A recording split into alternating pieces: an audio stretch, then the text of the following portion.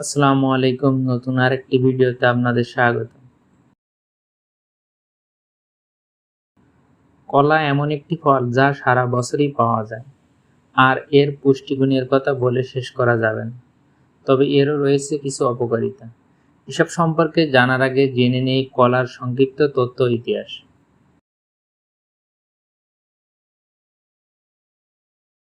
সাধারণত উষ্ণ জলবায়ু সম্পন্ন দেশসমূহে কলা ভালো জন্মায়, তবে দক্ষিণ পূর্ব এশিয়ায় কলার উৎপত্তি স্থল হিসেবে ধরা হয়।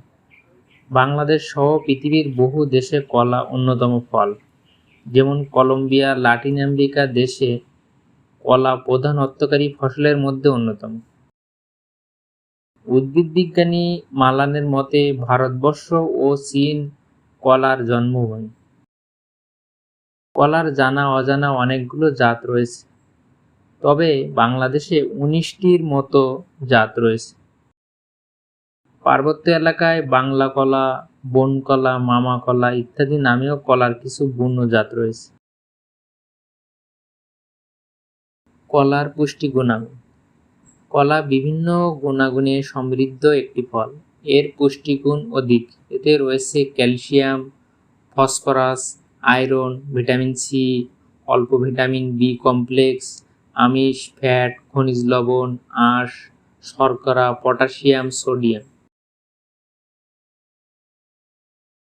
কলার স্বাস্থ্য উপকারিতা।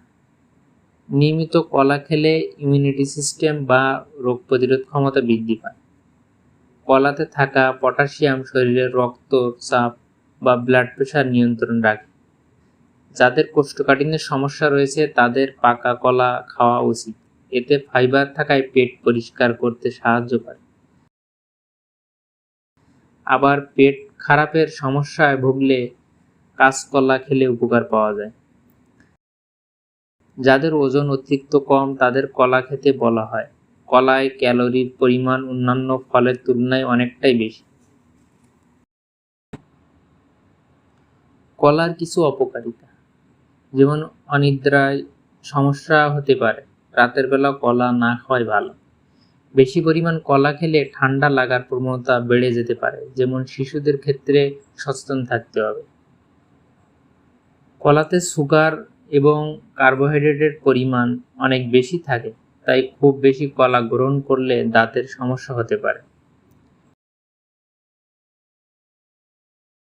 তো ভিডিওটি যদি ভালো লাগে অবশ্যই লাইক, কমেন্ট, শেয়ার করবেন। সবাই ভালো থাকুন। আল্লাহ হাফেজ।